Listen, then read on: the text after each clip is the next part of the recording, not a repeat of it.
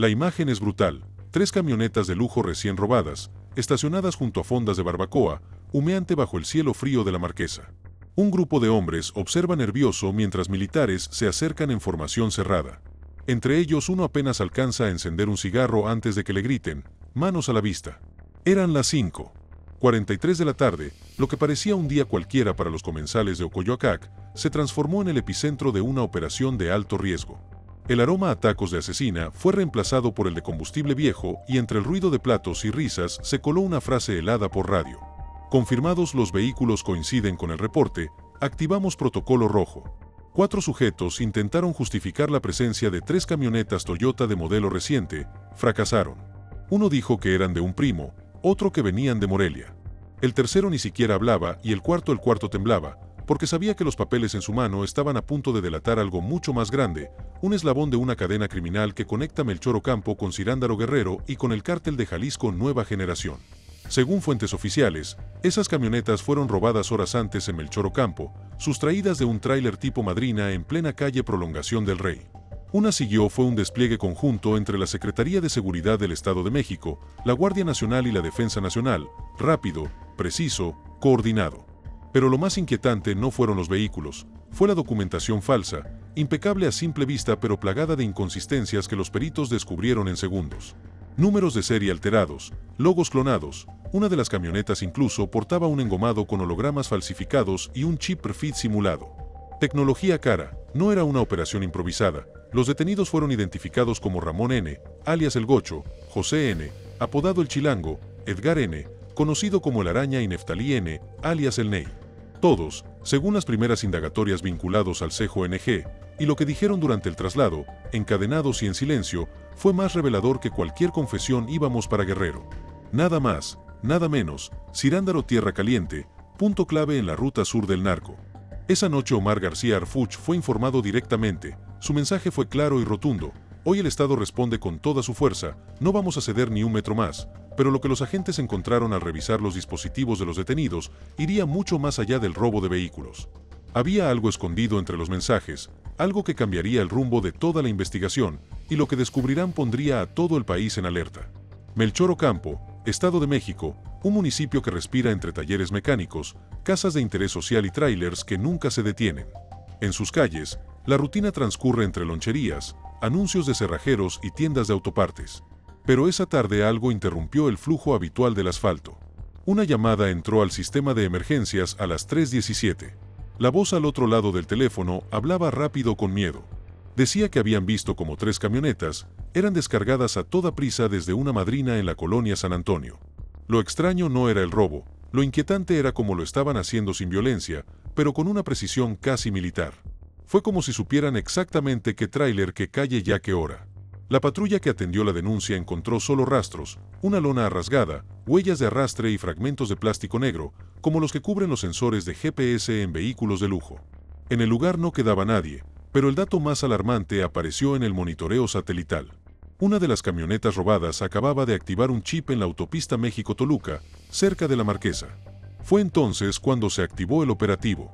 A las 4:11 de la tarde, elementos de la Guardia Nacional, la SSM y el Ejército comenzaron un cerco silencioso. Se dividieron en cuadrantes, patrullando fondas, estacionamientos y zonas de comida. No buscaban a los vehículos, buscaban el patrón y lo encontraron en un punto inesperado, un paraje turístico donde decenas de familias comían quesadillas, tamales y truchas a la leña. Entre los clientes había un camión nodriza mal estacionado. No era común, tampoco lo eran las 3 camionetas con vidrios polarizados que no tenían placas. Una oficial se acercó, pidió documentos, los hombres dudaron. Uno de ellos, identificado después como el Goncho, intentó escapar. No corrió, caminó hacia el bosque con calma, como si supiera que correr lo condenaba. Pero ya era tarde, el refuerzo llegó en segundos, rodearon los vehículos, el primer indicio fue el olor plástico quemado. Como si alguien hubiera intentado borrar rastros con una pistola de calor. El segundo, la actitud de los tripulantes, nerviosa pero entrenada, sabían que estaban rodeados, pero no mostraban miedo, mostraban cálculo. En la revisión encontraron los documentos, facturas, tarjetas de circulación y engomados supuestamente oficiales, todo falso, todo impreso con tintas que engañan al ojo, pero no al espectrofotómetro que llevaban los peritos de la SSM. Una de las camionetas tenía una carpeta bajo el asiento dentro, una hoja con 3 nombres escritos a mano. Uno de ellos coincidía con una investigación federal abierta por robo de vehículos en Cuautitlán, otro estaba marcado con tinta roja. Y la gente que encontró esa hoja no dijo una palabra, solo miró al comandante y asintió, porque esa hoja no era un accidente, era una orden, una ruta, un mensaje y el mensaje no venía de este estado. El sol comenzaba a ocultarse entre los árboles de la marquesa. Cuando los elementos de la Guardia Nacional se replegaron, el aire olía a tierra húmeda y gasolina fresca. Las camionetas ya estaban aseguradas, pero algo en el ambiente no encajaba. Era una calma artificial, demasiado perfecta como si algo estuviera por estallar. Un sargento caminó hacia el segundo vehículo, una Toyota gris metálico, abrió la puerta trasera con guantes tácticos, en el piso entre 2 chamarras sucias, encontró un estuche negro. Al abrirlo, lo supo de inmediato, dentro había una tablet con GPS activo, sincronizada con un mapa que marcaba una ruta clara hacia Cirándaro Guerrero. En ese instante, el operador de inteligencia gritó, «Tiene conexión remota, córtenla ya», pero fue tarde, en la pantalla apareció una palabra cancelado. Seguido de un pitido agudo, uno de los detenidos, el más joven, identificado como Neftali N., alias el Ney, intentó levantarse, no corrió, no gritó, solo lanzó una mirada a su compañero. Fue entonces cuando el caos se desató. Ramón N., alias el Gocho, sacó un arma corta oculta entre el asiento del copiloto, no alcanzó a disparar, pero su movimiento activó el reflejo de un elemento de la SSM que le apuntaba desde la retaguardia. El grito fue claro. Al piso ya, los demás tripulantes forcejearon, uno mordió al oficial que intentaba esposarlo, otro intentó correr hacia el bosque, el sonido de botas sobre tierra se mezcló con gritos, órdenes y el ruido sordo de cuerpos cayendo al suelo. Una mujer que vendía atolle cerca del lugar comenzó a gritar, tenía a su hijo en brazos, lo cubría con una cobija mientras corría hacia la parte trasera de su puesto, no fue herida, pero su mirada quedó congelada. ¿Qué está pasando? ¿Quiénes son? La respuesta llegó por radio, sospechosos vinculados a grupo criminal, posible célula del Cejo, NG, cautela total. En menos de 5 minutos el perímetro estaba controlado, los 4 detenidos, reducidos, esposados, con los rostros cubiertos de tierra y sudor, uno de ellos lloraba, no por dolor, por lo que sabía que vendría después. En una bolsa del pantalón de la araña, los agentes encontraron una memoria USB, sin etiquetas, sin marcas, solo el archivo de nombre, Ruta Verde. Uno de los comandantes lo dijo en voz baja, esto no es solo un robo, esto es transporte de mercancía, con puntos, contactos y código. Los militares no hablaban, pero sus miradas lo decían todos, sabían que habían tocado algo más profundo, más grande, más estructurado, y mientras los detenidos eran subidos a las patrullas, el cielo comenzaba a cerrarse con nubes negras sobre la zona, porque lo que esa USB contenía aún no ha sido revelado. Aldair tenía 24 años, vivía en Tultitlán, en una casa compartida con su madre y 2 hermanos menores. Hasta hace un año trabajaba como ayudante de mecánico, pero una deuda mal pagada lo empujó a algo más rápido, más rentable, más oscuro. Ramón alias el Gocho tenía 41, era originario de Tepalcatepec, Michoacán. Su hoja de antecedentes lo vinculaba con un caso de robo a transporte en Jalisco, pero nunca pisó prisión. Sus vecinos decían que era serio, de pocas palabras, lo veían entrar y salir en autos diferentes. Siempre con el teléfono en la mano. Edgar alias el Araña era distinto, 30 años, nacido en Iztapalapa, antiguo repartidor de paquetería, se metió al negocio por recomendación de un primo. Su apodo venía de su rapidez, decían que podía trepar bardas con una agilidad que parecía entrenada, pero ese día no corrió, solo bajó la cabeza. José alias el Chilango tenía una mirada fría, no pestañeaba. En su expediente aparecía una detención previa por uso de documentos falsos, pero fue liberado por falta de pruebas. Esta vez no habría excusas. En su cartera tenía más de 12 identificaciones con diferentes nombres, todas suyas. Ninguna verdadera, no eran sicarios, no llevaban armas largas, no abrieron fuego, pero sabían exactamente lo que hacían. Sus camionetas eran piezas en un ajedrez mayor. El robo no fue impulsivo, fue logístico. El tráiler tipo Madrina que interceptaron en Melchor Ocampo no fue elegido al azar. Tenía GPS desactivado, placas clonadas y un trayecto sin vigilancia. Alguien había pagado para que no llegara a su destino. Los vehículos robados eran modelos recientes, sin placas, con accesorios nuevos y sistemas de rastreo recién removidos. Estaban limpios para cruzar a Guerrero. Cirándaro, según dijeron, en el interrogatorio. Aunque todos sabían que no se trataba solo de dejar las camionetas allá, era parte de un circuito, de un flujo, de un negocio. Y entre las pruebas una libreta con anotaciones críticas, nombres de municipios, montos, apodos. En la última página una frase escrita en mayúsculas, no tocarlos de vuelta. La pregunta fue inmediata: ¿y cuántos voltios? Nadie respondió, pero el agente a cargo lo sabía.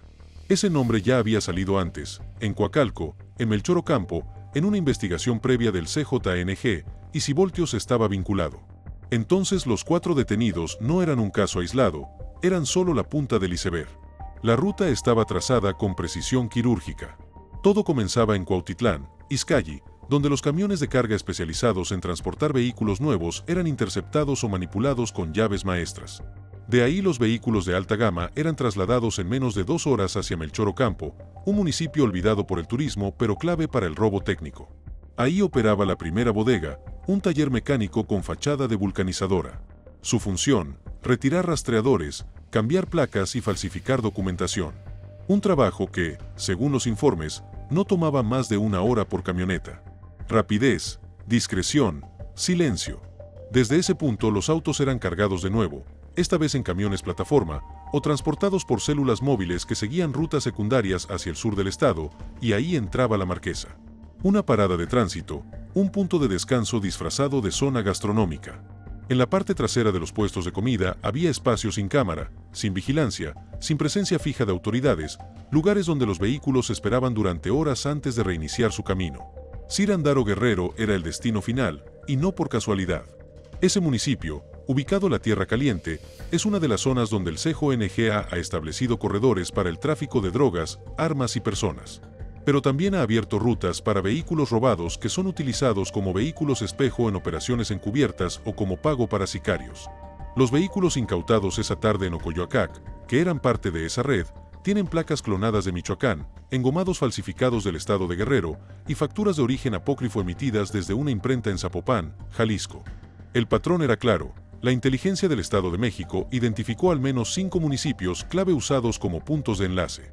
Melchor Ocampo, Zumpango Coacalco, Ocoyoacac y finalmente Toluca, desde donde algunos vehículos incluso salían rumbo a Querétaro, Michoacán. Cada punto tenía una célula distinta, y todas responden a una lógica común: mover rápido, no llamar la atención y garantizar entrega segura. Los números que aparecieron en la libreta de Araña eran códigos de traslado. Uno de ellos, Tom 71, ya había sido detectado en una investigación previa de robo de autos en Esa o Alcoyotl. Otro Cirque 9 coincidía con un informe sobre narcomenudeo en Ixtapaluca, y en medio de ese mapa una figura comenzaba a repetirse: Voltios. Según los archivos de la SSM, Voltios no es un apodo cualquiera, es el nombre operativo de Julio N., identificado como operador logístico del CJNG, en la zona norte del Edomex. Su función era coordinar traslados entre entidades y pagar sobornos para garantizar paso libre. Su nombre apareció en las capturas realizadas una semana antes en Coacalco, junto con otros 8 presuntos integrantes del CJNG, y si sus códigos estaban en la libreta de estos 4 detenidos, entonces la red estaba mucho más activa de lo que se pensaba. Esa noche, mientras los detenidos eran procesados en la agencia del Ministerio Público de Toluca, un analista de la Secretaría de Seguridad revisaba uno por uno los archivos encontrados en la USB de la Araña. Al principio parecía información rutinaria, listados de vehículos, fechas, rutas, pero al cruzar los datos con reportes previos algo saltó. Uno de los archivos llevaba por nombre relevo 6 de septiembre. Dentro había coordenadas, montos, placas y lo más inquietante, nombres en clave vinculados con operadores que habían sido detenidos solo horas antes en otro operativo en Melchor Ocampo.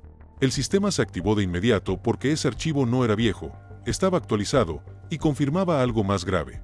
Los 4 sujetos capturados en la Marquesa no actuaban por su cuenta, eran parte de un relevo, un eslabón recién insertado para reemplazar a una célula que acababa de caer días atrás.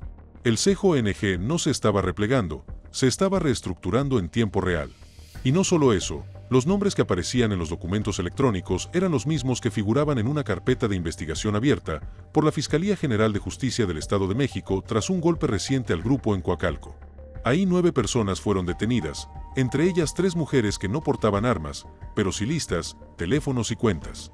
Una de ellas, identificada como Andrea A.N., estaba vinculada directamente al financiamiento interno de la célula. Otra, apodada Yuli, fungía como coordinadora logística. Eran piezas clave y su captura había dejado vacíos que estos 4 hombres venían a llenar. La coincidencia no era casualidad. El archivo relevo 6 de septiembre estaba fechado 2 días después del operativo en Coacalco, y en los alias El Ney, El Chilango, El Gocho y El Araña estaban señalados como puntos de enlace para la zona occidente del Edomex. Pero había algo más. Un último archivo, encriptado con clave de acceso, tardó casi 4 horas en abrirse. Cuando por fin se desbloquea el contenido fue breve pero demoledor. 3 imágenes aéreas tomadas desde un dron mostraban puntos de carga en Trailors Madrina, ubicados en el Estado de México. Y en una de las esquinas, casi imperceptible, aparecía el logo de una empresa de transporte con domicilio fiscal en Guadalajara.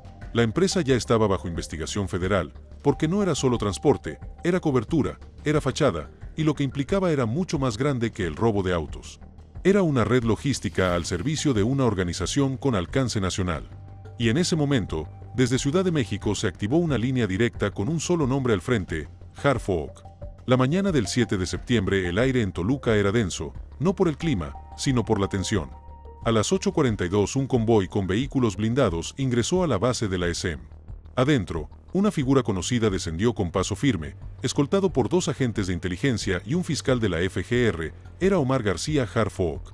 No venía a tomarse la foto, venía con un objetivo: cerrar el circuito, aislar las células y desarticular lo que hasta ese momento parecía una simple red de robo de autos.